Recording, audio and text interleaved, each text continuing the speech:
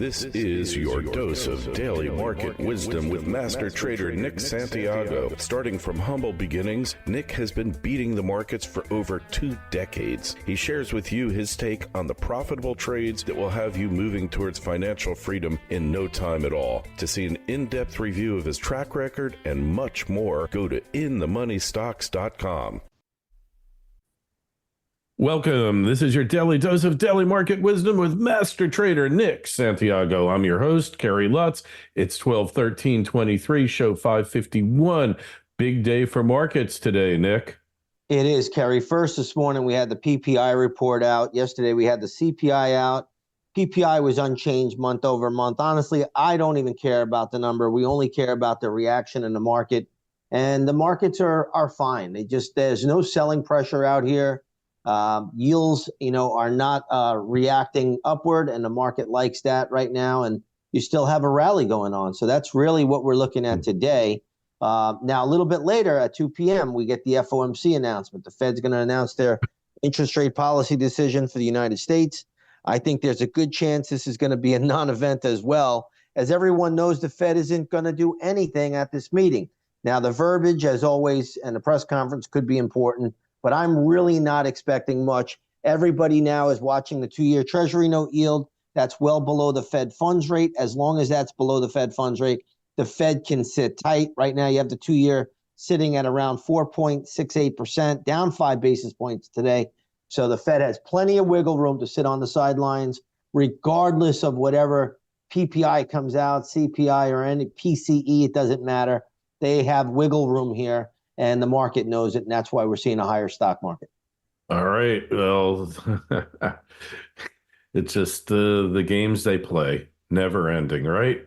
Never ending. It's never going to end either. It's always going to be that way. This is an options X quadruple witching expiration on Friday. Boy, oh boy, when I tell you, we've seen games this week with lots of rumors, takeover rumors. Today we got more rumors about U.S. Steel being taken over. Yesterday you heard so much different news about one company trying to buy out another. So that's just a week of rumors and news, and most of it's going to be false. But hey, it makes for an interesting week nonetheless. Yeah. Well, who could be surprised? So Friday is the quadruple witch, right? Yes, this coming. That's right. End of quarter, end of year. Actually, you're going to get a lot of rebalancing Friday. It's going to be a wacky day at the start, and then it'll probably just be quiet. And then at the close, the last 30, 45 minutes, you'll get a lot of wacky movement as certain stocks are going to come out of certain indexes. Others are going to be put into certain indexes. So we got that rebalancing going on there, and that will cause a lot of activity on Friday. Okay. So we have that to look forward to. Gold has been hit, but it's flat today. Yeah, so gold right now is basically flat. If you're looking at it, it's just up 0.05%, but it's been hit this week.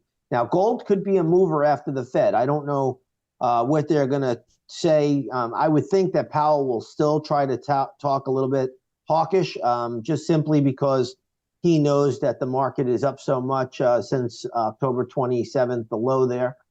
So I think he'll talk hawkish, but gold could be a mover today. I still think that the big reversal that we saw in gold when it got all the way up to 2150 on the 4th of December, I still think we're due for more backing and filling. And my big support level on the daily chart is around 1935, maybe 1940, in that area, give or take 5 points. But so I think ultimately gold should retreat down to that level.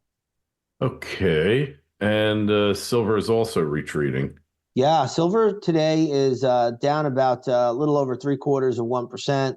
When I look at silver futures right now, that has now moved below all of its key daily chart moving averages, meaning the 20, the 50, the 100, and the 200-day moving averages. And I think we're going to go test 2250. That's the first key level. And the second key level will be around 2175, 2180. So those levels look like they are in play. They should be support. There should be support there for silver. All right. So, hey, that's going to be interesting. Everybody thought that the breakout was here, Nick, and you said not so fast. And who was right? Well, I was right on this one, but it was, it was tough. But I always tell everybody that's why you have to use these chart patterns. You have to wait for the closing prints, and I was not fooled by it. So that's so far so good. But if you're a long-term investor or trader, listen, gold and silver is still the place to be. They're still going to go a lot higher. You may just have to deal with some whipsaw over the next, few months or so. But that's still the place to be in longer term. All right. So longer term, it's the place to be.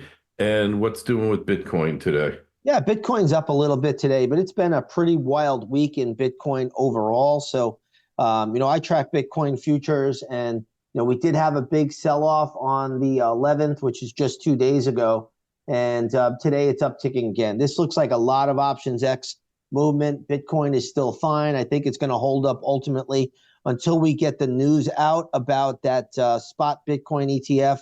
You have BlackRock, you have Greystone, you have all of these different companies applying for these spot Bitcoin ETFs, but the ball's in the SEC's court, which makes it a little bit tougher. The SEC, in my opinion, is not a fan of cryptocurrencies, so we'll see what happens there. But right now, I don't think anything bad is going to take place here, but you could get some options X whipsaw along with everything else.